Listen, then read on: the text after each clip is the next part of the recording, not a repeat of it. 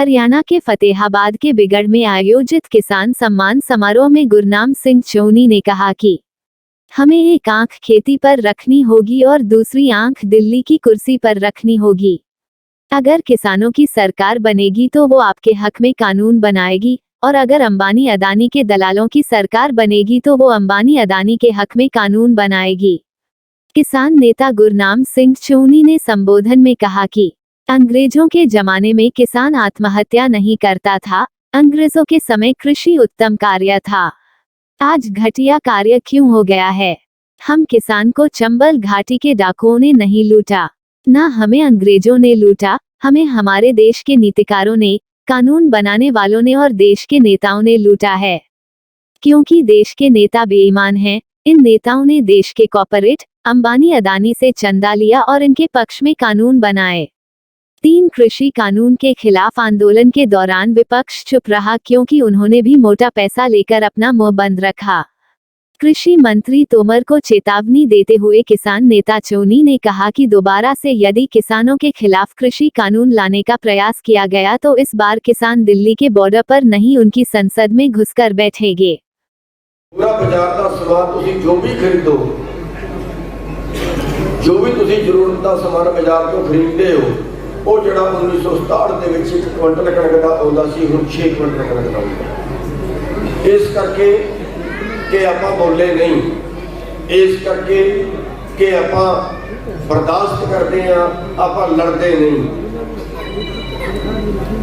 ਹਰ 32 minute ਦੇ ਵਿੱਚ ਇੱਕ ਕਿਸਾਨ ਮਰ ਜਾਂਦਾ ਹੈ, ਕਰਜ਼ੇ ਤੋਂ ਦਬ ਕੇ ਮਜਬੂਰ ਹੋ ਕੇ ਜ਼ਹਿਰ ਖਾ ਲੈਂਦਾ ਜਾਂ ਫਾਂਸੀ ਖਾ ਲੈਂਦਾ हर 32 मिनट के लिए।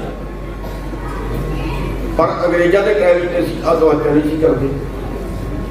उत्तम खेती जी, सब तो चंगा धंधा खेती सी, हम सब तो नखिंद धंधा खेती क्यों होगी? इस करके कि तुहानू कीमत नहीं मिली, इस करके कि बाजार की कीमत बढ़ी है, इस करके कि कंपनियां फैक्ट्रियां अपने माल की कीमत जो मर्जी लाई जाती है, कोई रोक टोक नहीं है। तुहाडी जेब चों पैसा खिंचिया जा रहा है, उपरले लोग जिहड़े ने उन्हां दी जेब विचों पैसा तुहाडे हिस्से ते जा रहा है। लड़िया है, इरादे नाल लड़िया है ते जीत गए ना। पर मैं फिर कह रहा, ये एक पौड़ी चढ़े हो, ये संपूर्ण हल नहीं है। संपूर्ण हल तुहानू चाहिए दूजिया के बराबर का दर्जा चाहिए। साथियों, अज जी साडी हालत हुई है, हुण सानू चंबल घाटी के डाकुआं ने नहीं लुटिया, हुण सानू अंग्रेज़ां ने भी नहीं लुटिया। किहने लुटिया सानू? हुण सानू लुटिया साडे देश के नीतिकारां ने, साडे देश के कानून बनाने वालियां ने, साडे देश के नेतावां ने। क्योंकि ये नेता बेईमान हो गए। इन्हां बेईमानां ने कंपनियां तो पैसा लिया, अंबानी अडानी वर्गे तो चंदा लिया, मोटी रकम लिया, उन्होंने पक्ष के कानून बनाए। जिहड़े विपक्ष दे विच बैठे सी उन्होंने मोटी रकम लई, मुंह बंद रखना। जे राजनीति ने देश को मारिया है तो देश को बचाएगी भी राजनीति। इस करके आपां नूं एक अख राजनीति ते भी रखनी पेगी। चौधरी चरण सिंह ने कहा, जे तुहाडी एक अख खेत ते है तो तुहाडी दूजी अख दिल्ली की कुर्सी ते होनी चाहिए।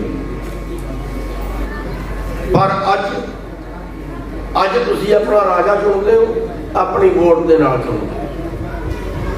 अज तुहाडे हक, इस तो चंगी व्यवस्था कोई हो नहीं सकती। अज तुहाडे हक च राजा चुनना। पर गल यह है, आप बाहर उत्थे आके खा गए जिथे आप भी वोट पैसे वाले वोट नहीं देंगे, आप भी अपनी मदद करने वाले वोट नहीं देंगे। तुहाडे अगे पंचायत का इलैक्शन आ रहा है, जिला परिषद ब्लॉक समिति के इलैक्शन आएंगे, उन्होंने लोगों को अगे कर दो जिन्होंने लोगों ने तुहाडे वास्ते सब तो ज़्यादा अंदोलन लगे।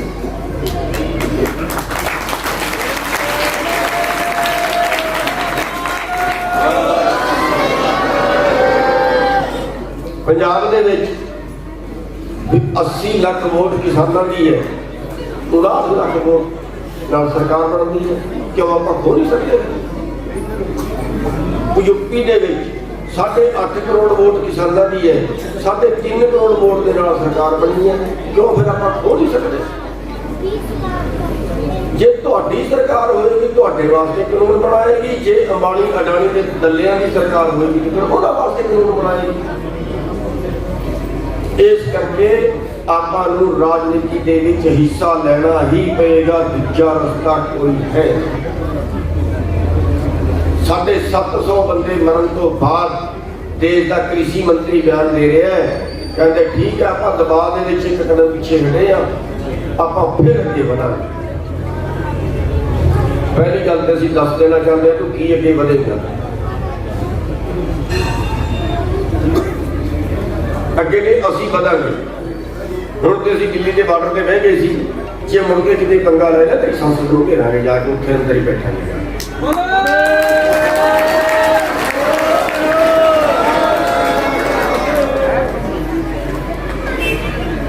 ਆਪਾਂ ਅੰਦੋਲਨ ਕਰਦੇ ਹਾਂ, ਕਿਹਨਾਂ ਨੂੰ ਆਪਾਂ ਨੇ ਬਣਾਇਆ? ਸ਼ਾਂਤੀਪੂਰਕ ਅੰਦੋਲਨ ਕਰ ਰਹੇ ਹਾਂ। ਦੇਸ਼ ਦਾ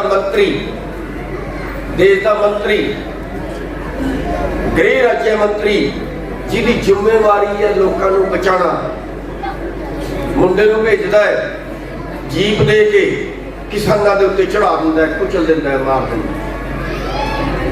ਇਹੋ ਜਿਹੇ ਪਾਪੀਆਂ ਨੂੰ ਬਣਾਈਏ? ਇਹੋ ਜਿਹੇ ਪਾਪੀਆਂ ਤੋਂ ਆਪਾਂ ਸਰਕਾਰ ਖੋ ਨਹੀਂ ਸਕਦੇ। ਖੋਹੋ ਇਹਨਾਂ, ਇਹ ਤਲਵੇ ਚੱਕਣਗੇ ਤੁਹਾਡੇ ਆ। अशोक ग्रोवर की विशेष रिपोर्ट।